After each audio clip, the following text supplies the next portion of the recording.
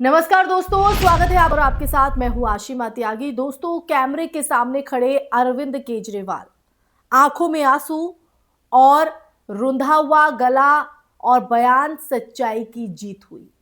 अदालत से राहत मिलने के बाद उनका फफक फफक कर रोना सिर्फ एक भावनात्मक क्षण नहीं था, बल्कि भारतीय राजनीति के एक लंबे चक्र का प्रतीक बन गया।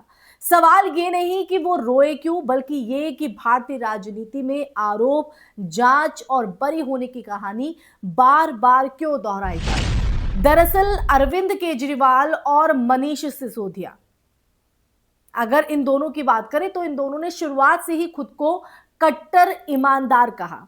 दिल्ली की शराब नीति मामले में महीनों की जांच, गिरफ्तारी, पूछताछ और राजनीतिक बयानबाजी के बाद अब अदालत से जो है राहत मिली, तो आम आदमी पार्टी ने इसे साजिश की हार बताया।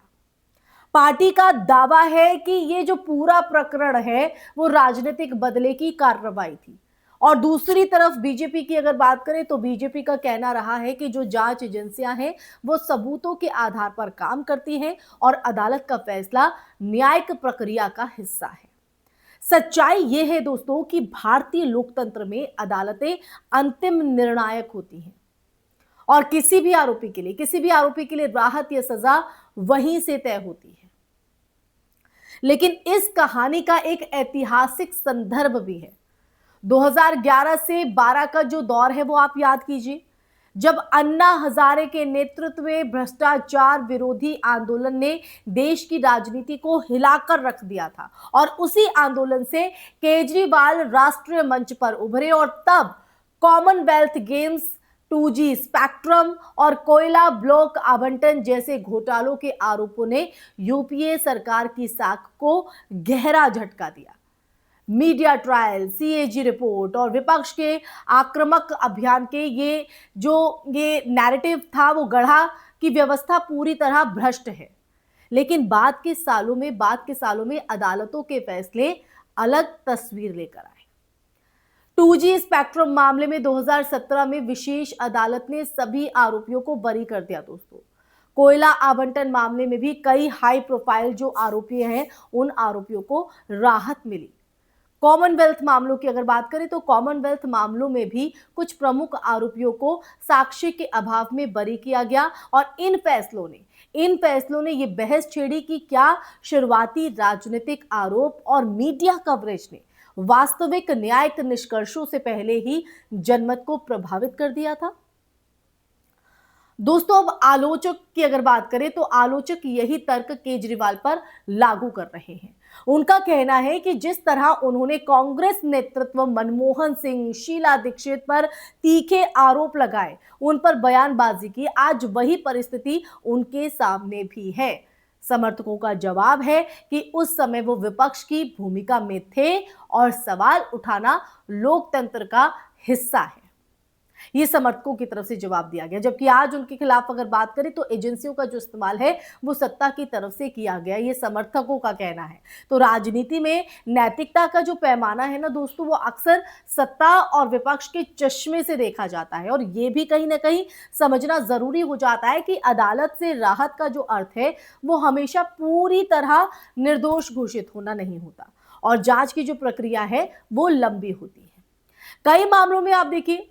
कई मामलों में तकनीकी आधार, साक्ष्य की कमी या प्रक्रिया संबंधी त्रुटियां जो हैं वो त्रुटियां भी फैसले को प्रभावित करते हैं। इसलिए किसी भी फैसले को अंतिम राजनीतिक सत्य के रूप में पेश करना जल्दबाजी हो सकती है। लोकतंत्र में आरोप लगाना आसान है, साबित करना कठिन है और यही कसौटी सब पर बराबर लागू होती है। केजरीवाल के रोने पर राजनीतिक जो प्रतिक्रियाएं हैं वो भी दिलचस्प रही हैं दोस्तों। समर्थकों ने इसे अन्याय सहने वाले नेता की संवेदनशीलता बताया, जबकि विरोधियों की अगर बात करें तो विरोधियों ने इसे राजनीतिक नाटक कहा। लेकिन मानवीय स्तर पर अगर हम बात करें तो मानवीय स्तर पर देखें तो महीनों की जो कानूनी लड़ाई है, गिरफ्तारी है, सार्वजनिक आलोचना किसी भी व्यक्ति पर मानसिक जो दबाव है वो डाल सकती है। राजनीति अक्सर नेताओं को भावनाहीन दिखाने की अपेक्षा करती है, पर वो भी इंसान है। और देखिए, सबसे अहम प्रश्न अब यह है कि क्या भारतीय राजनीति आरोपों की संस्कृति से आगे बढ़ेगी? क्या पार्टियां जांच एजेंसियों की निष्पक्षता पर सर्वसम्मति बना पाएंगी? और क्या हम मतदाता और दर्शक अदालत के अंतिम फैसले से पहले किसी को दोषी या निर्दोष घोषित करने की जल्दबाजी छोड़ेंगे?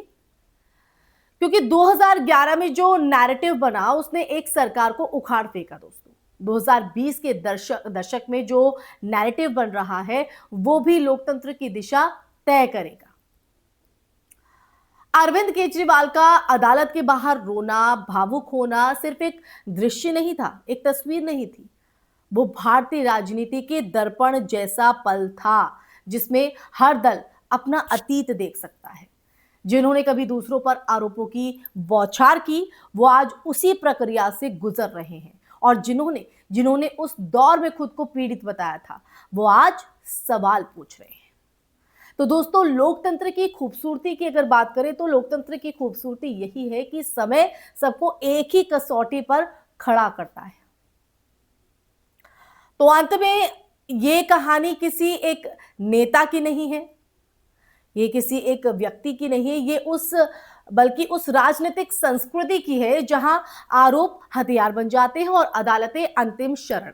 तो अगर हम सचमुच पारदर्शिता चाहते हैं तो हमें राजनीतिक लाभ से ऊपर उठकर संस्थाओं की मजबूती पर और जोर देना होगा, क्योंकि आंसू, आरोप और बरी होना ये सब क्षणिक है, स्थायी है, केवल लोकतांत्रिक जवाबदेही। इसी के साथ इस चर्चा में फिलहाल के लिए बस इतना ही दोस्तों। ये चर्चा आपको कैसी लगी और अरविंद केजरीवाल का ये जो भावुक क्षण है इस पर आपका नजरिया क्या कहता है, या आप इसे किस तरह से देखते हैं, इस पर आपकी राय क्या है? कमेंट सेक्शन में कमेंट करके जरूर बताइएगा। इस वीडियो को ज्यादा से ज्यादा शेयर कीजिए। जय हिंद, जय भारत, नमस्कार।